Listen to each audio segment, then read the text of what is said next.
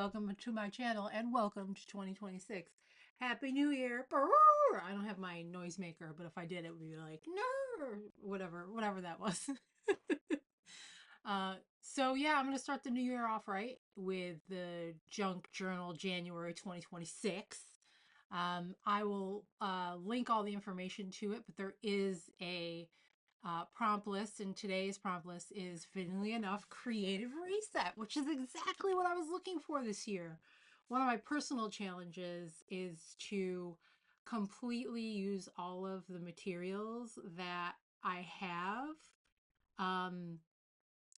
in my office before I start buying new stuff.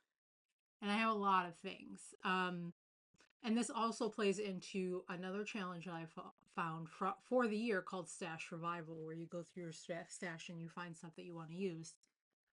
Mine, I'm going to follow that one, and I will link all the information about that one as I make these videos. But in general, across the board, my overall goal for this year is just to use everything that I have before I start buying new stuff. I don't know if that's going to, like, if I run out of pencils, I can buy pencils, but in general, I'm going to try to just not buy anything in 2026 in terms of art products. I know it's going to be horrible, but I'm going to try. I want to try.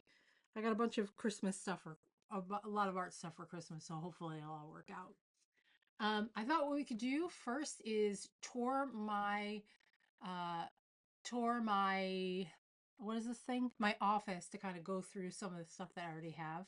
I did clean up my office and organize it a little bit so that you can kind of see the different things that I have going on.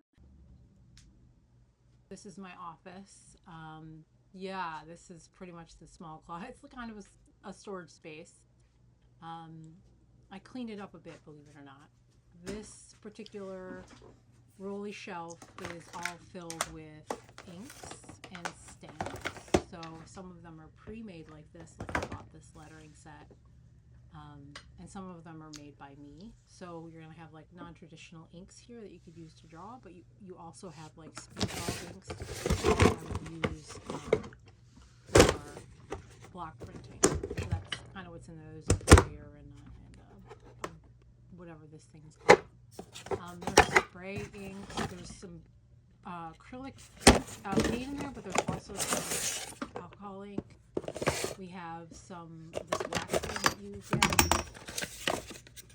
Yes, surface substance. I don't know. I got that from Liquitex. I just really love the color, so I wanted to try it. The thing on the left is like a wax sealer thing that you put in that some people use in scrapbooking. I thought I would use it, but I never do. Again, these are the stamps that I've made already. There's a bunch of India ink. I just keep buying India ink. Who knows why? That's what I use to refill pastas with. And this is a Frank silver dauber that I have. Yeah, there's more ink there, and then there's a bunch of bric-a-brac up on the top, which is little bits of stuff related to ink, so spray bottles and other bottles of ink. And then, yeah, inside there were some pastes. Here's our materials. So these are all the journals that I pre-bought or like have bought over time. Like you buy them in lots in bulk and at Michael's, and you can buy. I have a lot of them already, so and then I bought a couple that I like for myself that I'll use this year. And then all of these pens and stuff. There's my iPad. There's a ton of pens and stuff that's always on my desk. I do have a plan for those. I think what I'll do is take everything off my desk. Anything that's on my desk now, I'm going to use right away. I'm just going to get rid of all of it and use it as much as I can. This cart is really handy because I bring it in and out of this office. This is all my pastas and random pens and drip mops, which are, kind of markers. There's a lot of materials that are on here that I use often. This is the first defense of scrapbooking paper that I have next to my desk. This is just like what adds up over time. That sits next to me. When I pull it up, you see there's a ton of paper and different leftover stuff. This has been sitting there for a long time. There's So just like random things. I just saw a piece of tape in there. That's funny. Um, and yeah, so like there's books, there's lots of different kinds of paper. You can see I have lots of pens, lots of markers. This is another used gel case. I have a bunch of these. I have this is filled with. I'm trying to show you, but this is filled with stuff to carve block print with, and linotype with. And I love doing that. I do spend a lot of time doing it, so it's not an unheard of thing. I have a lot of books those are stamped. there. There's stamped stuff. Um, yeah, I have a lot of different things in here. This is all of my canvas. Like I'll find a sale and then I'll buy a bunch. Um, Again, I'm a hoarder. And then there's all this tape. Those are all my brushes, and then that leather satchel is actually a carving kit for wood. Those are just like a bunch of postcards, and there's general cards in there. Here I am trying to fit my thing in the other thing, and I can't get it to fit, so I'm like trying to get that in there. Ooh, in her pajamas too. Um, so yeah, this is where this is where I'm filming now. Actually, this is up behind me. These are all the different paints that I have. A ton of different paints. Actually, on the left, the Colorex is watercolor inks. In the back corner there's all kinds of watercolor pans and watercolor pens, actually. And in there's just really fun watercolor pans. And the brown box is actually watercolor crayons as well. There's a ton of acrylic paint. I don't know how, but I amassed so much acrylic paint. These are adhesives and like other gel mediums to make stuff. That was bacitracin, but never mind. There's tape, glue. I completely cleaned this off. It was so stuffed with stuff. Again, those are finished artworks, but there's also a paper cutter up there, a bunch of wallpaper, and a bunch of canvas. That whole big thing right there is just full of stuff. It's just full of paper. You can see underneath there, it's all filled with paper. It's just full. This is extra paper, like clean paper to make. It's not journal related like watercolor paper and multi-use paper. So yeah, that's what I'll be doing is like going through and using all that stuff. The other thing I'd like to do is to use all of the scrap paper that's on my bench.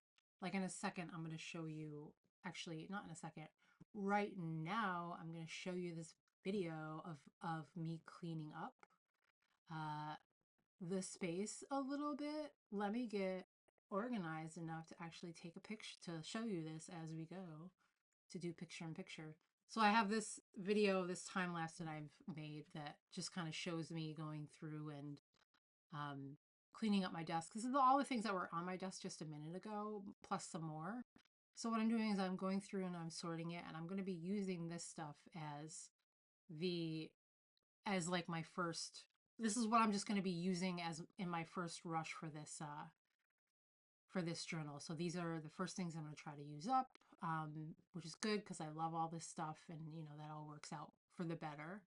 And I really want to be able to like have a clean space that, has things that I can use. So here's a little video of, what it kind of looks like. You'll see like all this paper.